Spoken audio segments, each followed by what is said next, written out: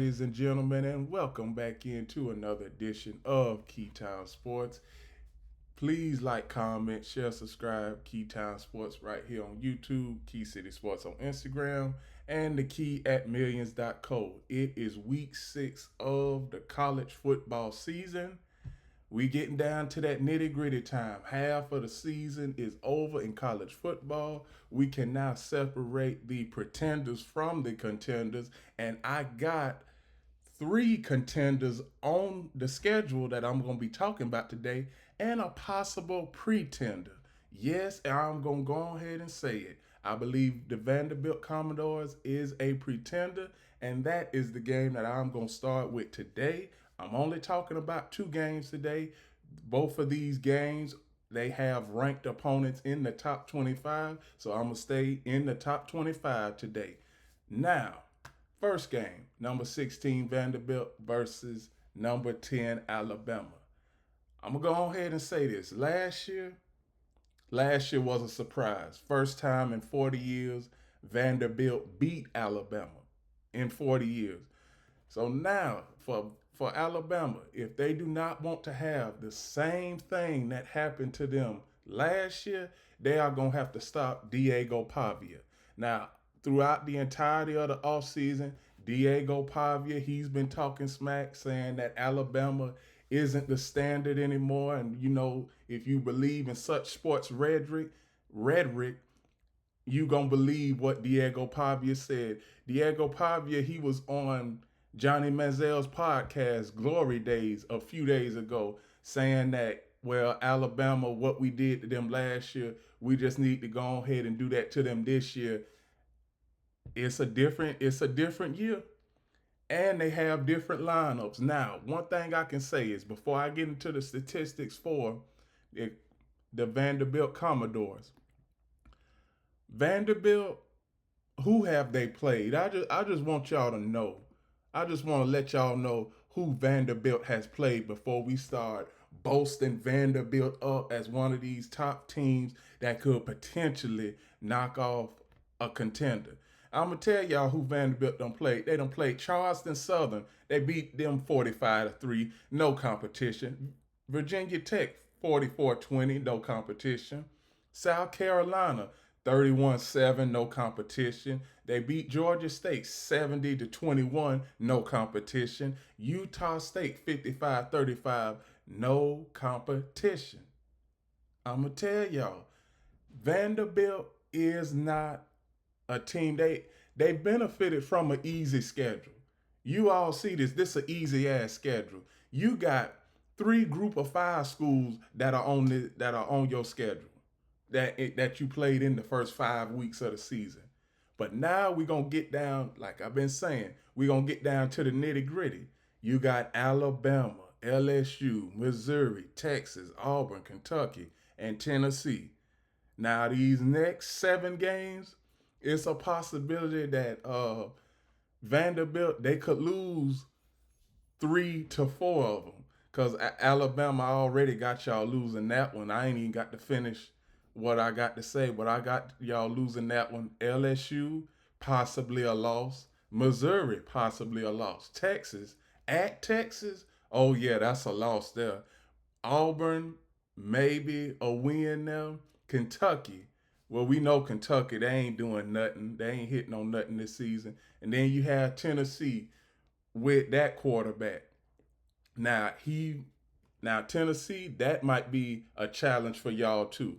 But as far as the Vanderbilt Commodores as an offense is pretty good. Diego Pavia, he's thrown for over 1,000 yards already.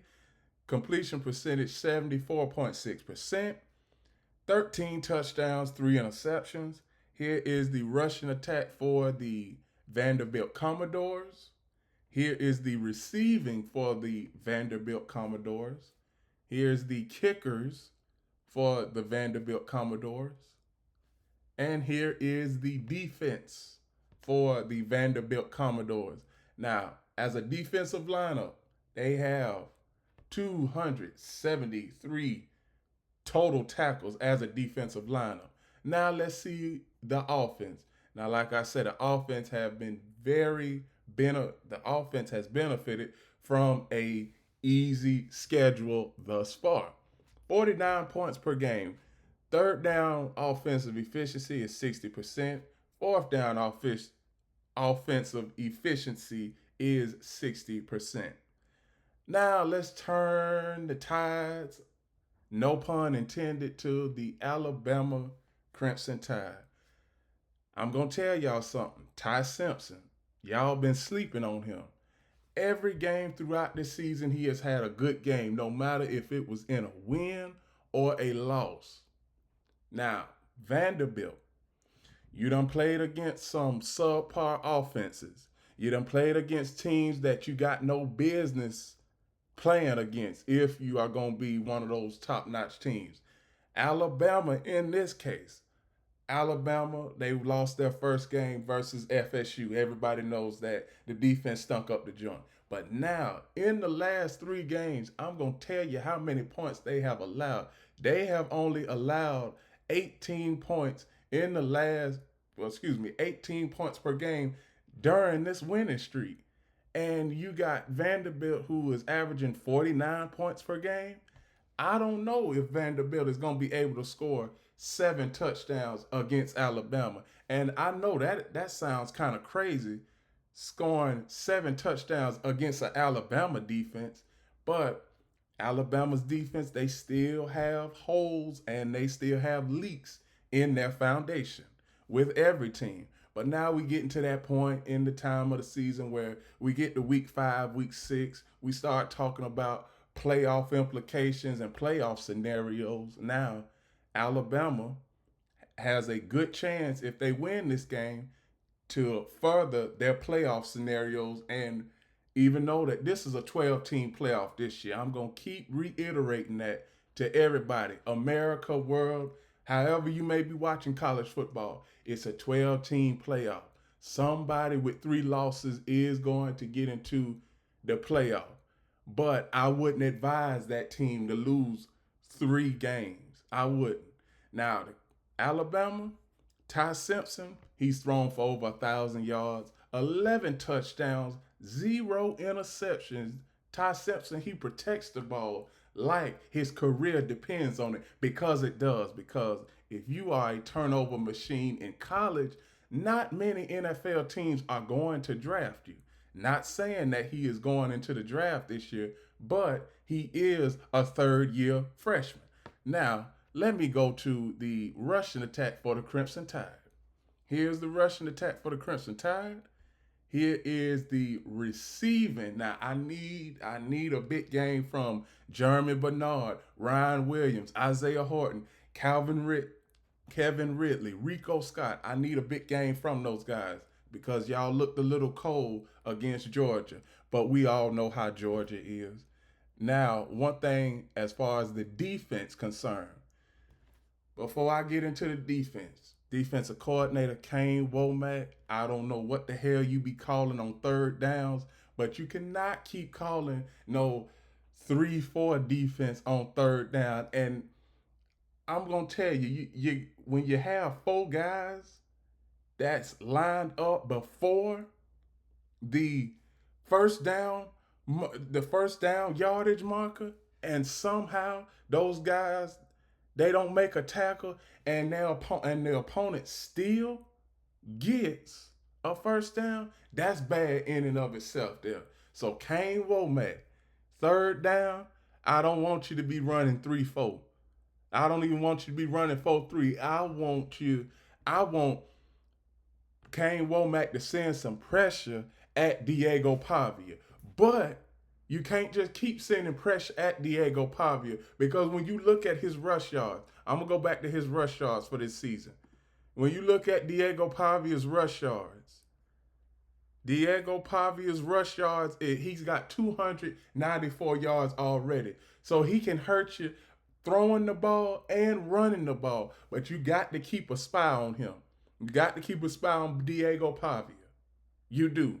Now, one thing about it is, I know that what Alabama has done with this new coaching staff, it's okay. Now, We all know that Kalen DeBoer over the last couple of weeks, it seems like that the foundation of the Alabama Crimson Tide and what we have all grown to know, it seems like that the foundation is teetering. It's shaky. But one thing I can say is Kalen DeBoer, he has only won 4 games against top-notch competition. Because we all know how the bottom fell out the damn barrel at the end of last season. They ended up 9-4. Now you got a chance to start off 4-1 and beat the team that embarrassed you last year in the Vanderbilt Commodores. Now, I know there's a lot of Vanderbilt Commodore fans that watch this show. Now, I got to say, congratulations. Y'all are not the doormat of college football anymore. But, like I said, there is always levels you got to get to if you are going to be up in the college football playoff and play against those upper echelon upper echelon competition teams like Alabama. Now, I don't think Vanderbilt is capable of going into Bryant Denny Stadium and winning a game against this kind of Alabama team. Now, like I've been saying, it's not just about Ryan Williams and Jeremy Bernard. You got more guys on the offensive side of the ball. I'm going to tell y'all a few people who can pretty much, these are X factors going into the game. Cole Adams, he's an X factor. He's only got 3 catches for 48 yards on the season. Lonzaire Brooks is another guy who is an X factor. See, there are so many X factors in games like this. I know everybody is going to be focused on Ryan Williams because let me tell you, what defensive coordinator isn't focused on Ryan Williams? If I was a defensive coordinator, I would be focused on him.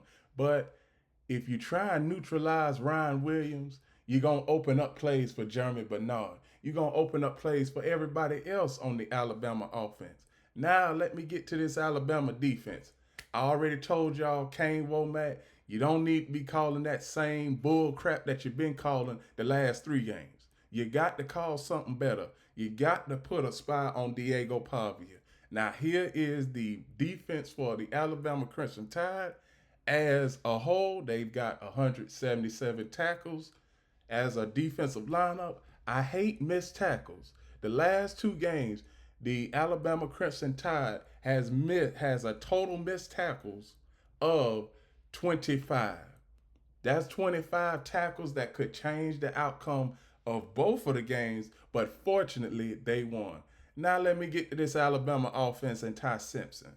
Alabama's offense averages 38 points per game. Third down offensive efficiency is 53%. Fourth down offensive efficiency is 50%.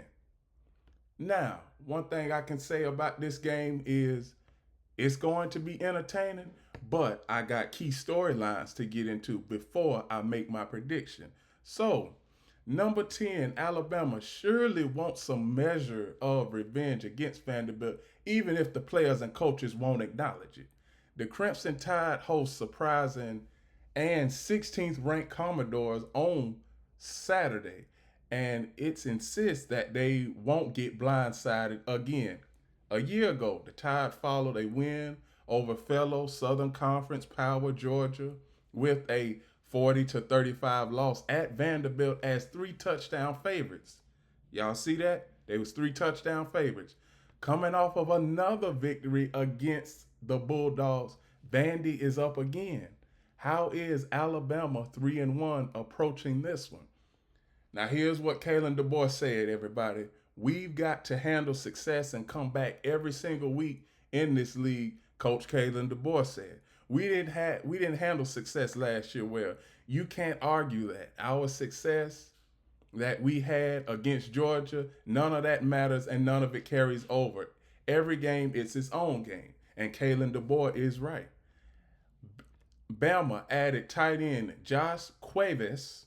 We're not too worried about last season, he said. Just move forward, take the next step this new year, just kind of keeping within the team and doing what we are doing and playing our game. Vanderbilt situation. I'm gonna get the Vanderbilt situation now. Vanderbilt situation is considerably different than last year. The Commodores, 5-0, may have been overlooked in 2024. Not no maybe they were overlooked in 2024. I didn't have the Vanderbilt Commodores beating Alabama last season, and I don't have them beating them this season. But they sit near atop the SEC standings after the first month of the season. Vandy is off to one of its best starts since 2008, and I'm not going to bore y'all to death with what 2008 looked like, with each win coming by at least 20 points. But I'm going to tell y'all something. All them wins came by 20 points. It wasn't against top-notch competition. I already done showed y'all that it was between group of 5 schools, and you beat an inferior South Carolina team. That's what I say. You beat an inferior South Carolina team. So I'm going to go ahead and say this. Last season was very important for us in terms of getting some of those breakthrough moments to see, hey, this is something we can do, Lee said. I think this season has been about the confidence to dominate, to have a dominant mindset when we take the field. If Vanderbilt thinking about dominating Alabama in Tuscaloosa, they got another thing coming. A marquee matchup battle, well, quarterback battle. This game features two high-rated passers in the SEC, with Pavia's 184.6 pass efficiency rating topping the league, just ahead of Ty Simpson's 173.1 rating, both ranked in the top 15 nationally. Simpson, I keep on telling y'all keep on sleeping on Ty Simpson, and he gonna come out and he is gonna show y'all who he is. Simpson is completing 82% of his passes over the last 3 games. Like I said earlier in the show, with 9 touchdowns and no interceptions. This man protects the ball no matter what. He would rather take a sack than to throw an interception. Now, me, I don't like a quarterback giving up sacks, but it's about the ball. In football, it's about protecting the ball. His 11 TDs are third in the SEC, and his 0 turnovers, and he has 0 turnovers. On the other side, Pavia tied a Vanderbilt school record with 5 touchdown passes last Saturday, even though it was against Georgia Southern, and ran for another. His 13 touchdown passes are tied for first in the SEC and ranked 5th nationally. The run games should be key, no pun intended. And an area to watch will be the run game. Vanderbilt gashed Alabama for 166 yards on the ground last year and boost one of the SEC best rushing attacks in 2025. You won't be having no big run plays against Alabama. Not this time around, Vanderbilt. The Commodores ranked the first in the league with 6.49 yards per carry on 18 rushing touchdowns and scores, and are second with 1,117 yards rushing with 223.4 yards a game on the ground. Defensively, Vanderbilt is allowing the third fewest yards rushing a game at 79.8. So you got 2 good run defenses when it comes to Vanderbilt and Alabama.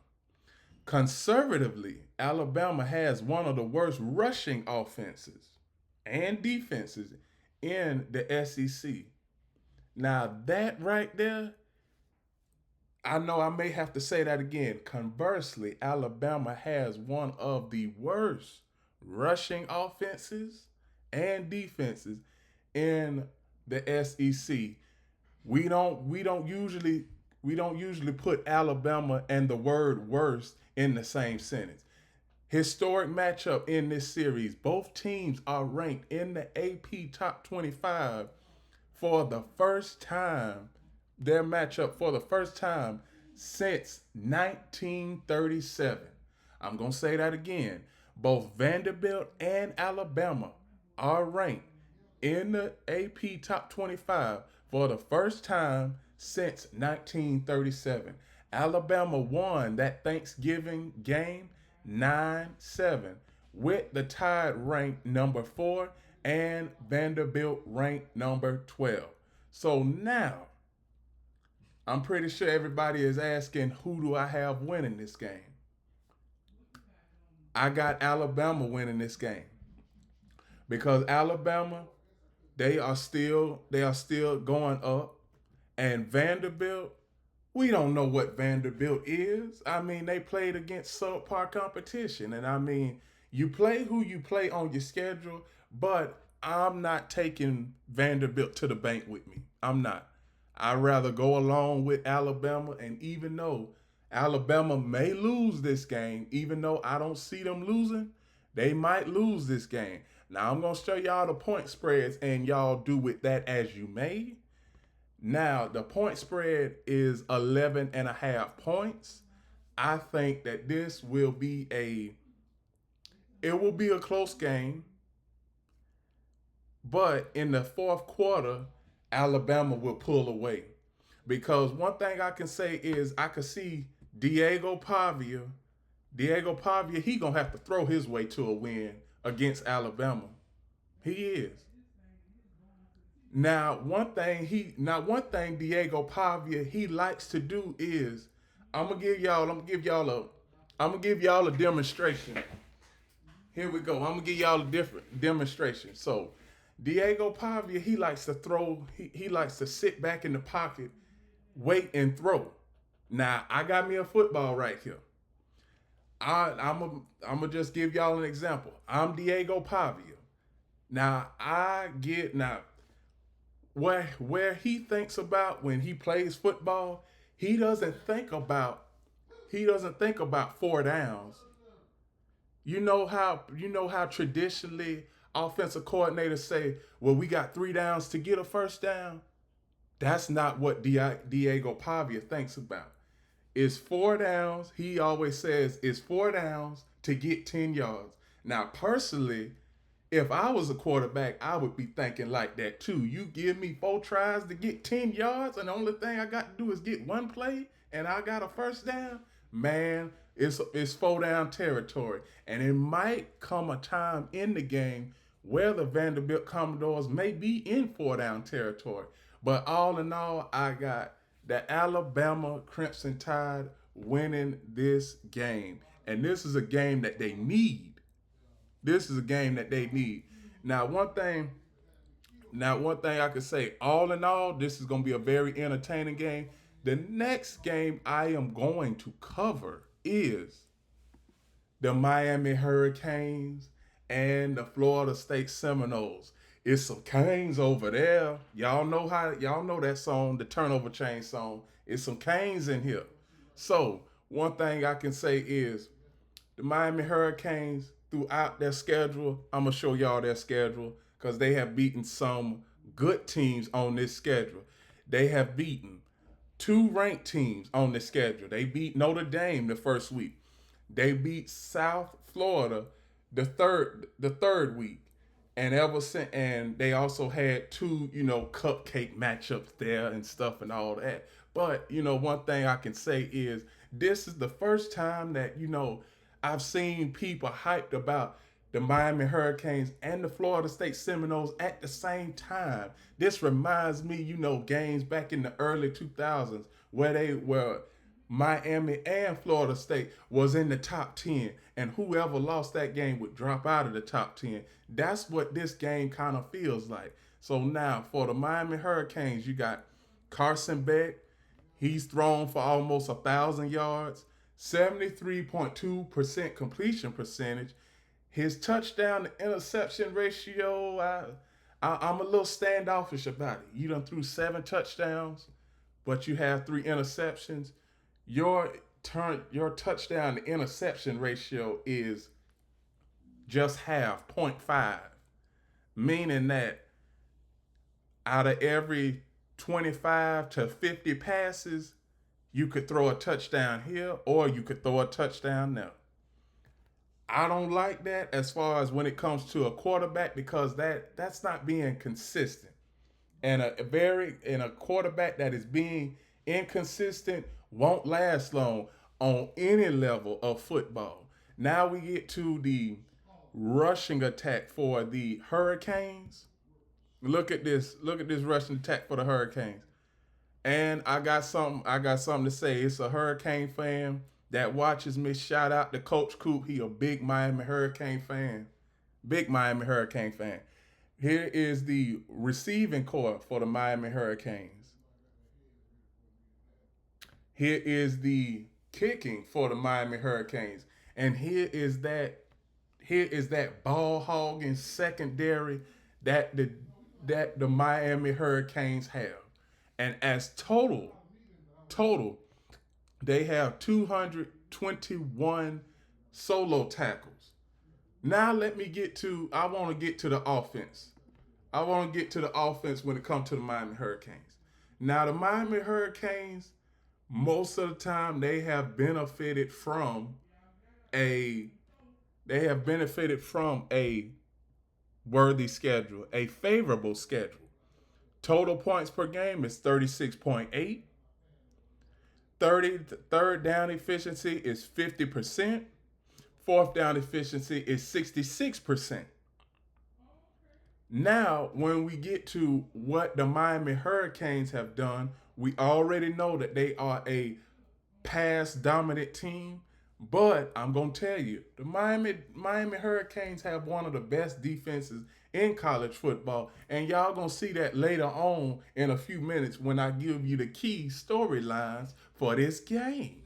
Now, one thing I can say is I got to get to them FSU Seminoles. I got to get to them. I got to get to them. Thomas Castellanos, excuse me, 64.3% completion percentage. His touchdown to interception ratio, 4 touchdowns to 3 interceptions. That ain't good at all. It ain't. It is not good. Then you have the rushing attack for the Seminoles. You have the receiving core for the Seminoles, kicker for the Seminoles, and you have that all-time that defense for the Florida State Seminoles. Now I'm gonna tell you this matchup, right here, and as far as a defensive lineup, solo tackles, the FSU, the Seminoles have 269 solo tackles. Now this matchup right here, it has the meaning of a 2003-2004 matchup. Now I'm gonna say this: number 3 Miami could strengthen playoff resume with a win at number 18 Florida State. They are going on with Florida State. Tallahassee, Miami, and Florida State have a history of crushing each other's national title hopes. Now, this is a big game. This might have implications on the college football playoff. It's a rivalry. Miami coach Mario Cristobal has lived as a fan and a player. He has a chance to experience it as a coach now. Here's what Mario Cristobal said. We always knew that this is the best rivalry in football coming up. Cristobal said, who won national titles with the Hurricanes in 1989 and in 1991. College football is the best sport in the world. I can attest to that. The fact that people bring up historical moments like me, I bring up historical moments and whatnot, is not surprising. I don't think that our players, alumni bases, they all understand how intense this rivalry is. That's what Mario Cristobal said. And I just got something from Michael Irvin. He said that he is on his way to Tallahassee. Number three Miami 4-0, and number 18 Florida State 3-1 play tomorrow night as AP top 25 ranked teams for the first time since 2016. Miami has resume building wins over Notre Dame and Florida, and is looking to add Florida State to that list. Cristobal is a big believer that the college football playoff doesn't start in December, and it doesn't. In his conference games are playoffs. He pointed out this week that the league matchups seem to be tighter than many non conference contests. Well, that's what all of these conferences are going to. They're going to conference title matchups. They don't want a group of five school playing an SEC school anymore. Conference play is basically playoff football. Everybody is alive. Everybody is vying for a spot, Cristobal said. So the margins for errors is so small in this game, and it's small in any game. The margins between winning and losing become smaller and smaller, he said. I think that the best part of college football at this time of the year, you're getting everybody's best and you're giving everybody your best. Now, I don't like the Florida State Seminoles too much, and y'all already know how I feel about you Florida State fans, because I'm a Gator. I'm a true Gator through and through. But we ain't looking too good. But I'm going to get back to this game at hand. Florida State is looking to rebound from a double overtime loss at Virginia last Friday. The Seminoles know that they can rebuild their resume with, which includes a season opening win over Alabama. I keep on going back to that season opening win. You'll see a sold out Doak Campbell Stadium, nighttime, prime time. Florida State head coach Mike Norvell said, a wonderful stage to be able to show this team who we are, what we are about, and the response that we're going to have. Beck's rule of thumb for home dogs. The Miami Hurricanes are a 4.5-point favorite according to the sportsbook. Miami quarterback Carson Beck, however, feels that the Hurricanes will start the game trailing 7-0. Now, I understand what Carson Beck is saying. You going into a hostile environment. More than likely, the Florida State Seminoles, they get the ball first. They go down and score a touchdown with that crowd noise. It might be 7-0. But how you going to bounce back from that 7-0 deficit? See, this is the part with Carson Beck that I want to see.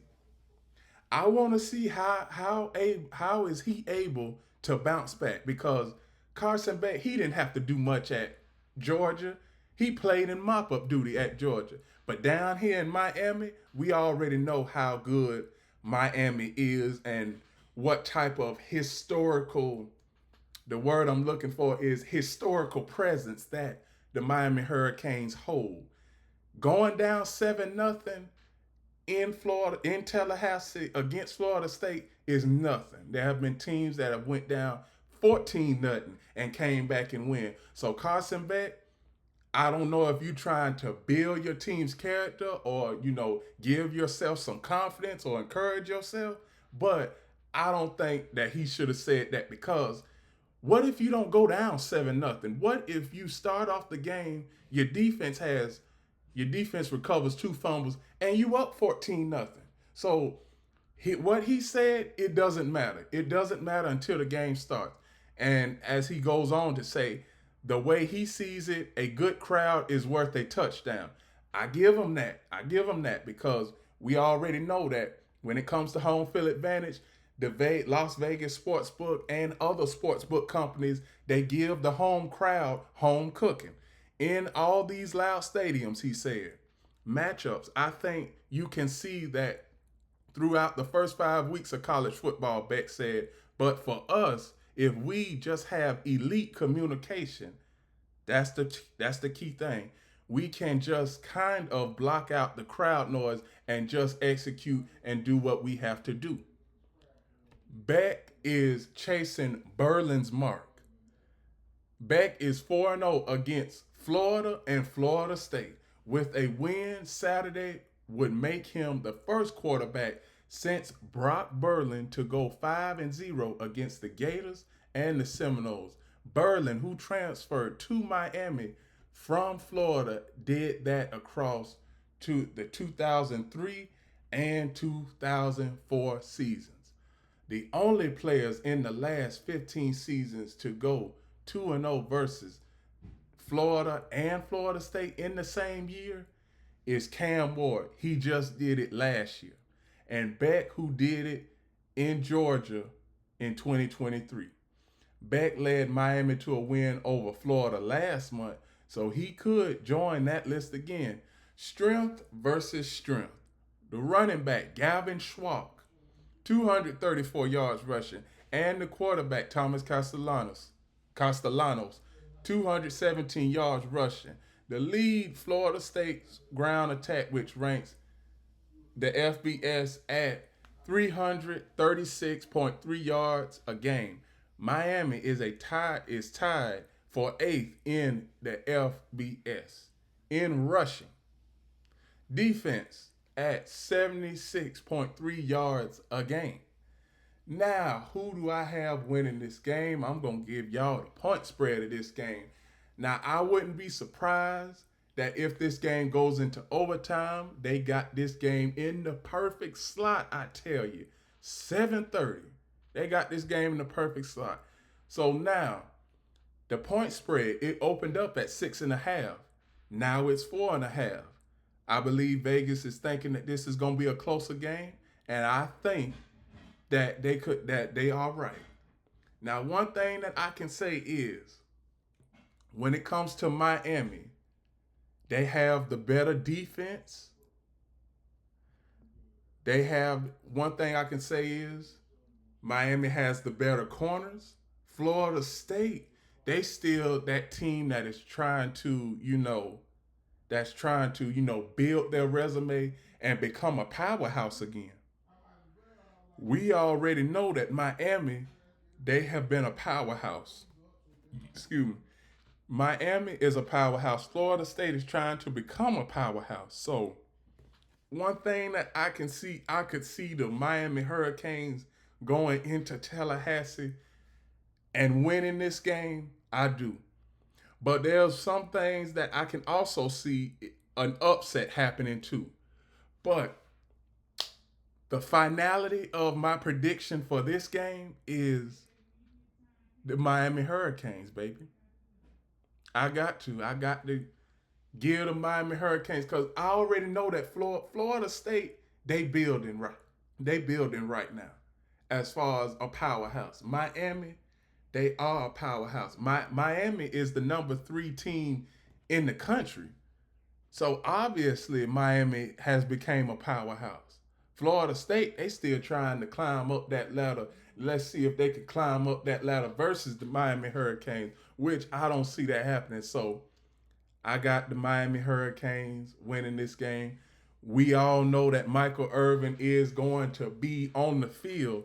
He is on a plane right now going to Tallahassee, and he is meeting up with the players today. Now, this is going to be a very entertaining game. Those are the 2 games that I have on the docket for this week. Those are the only 2 games that matters because every other game is between a ranked opponent and an unranked opponent. But this is the games that I wanted to focus on. So I got the Crimson Tide beating Vandy, and I got the Hurricanes beating the Florida State Seminoles. So please like, comment, share, subscribe, click the notification bell. Get notified of all of my reaction video shows and other content. Keytime Sports right here on YouTube. Key City Sports on IG. And the Key on millions.co. And remember, everybody, one last thing. The Key is always on time.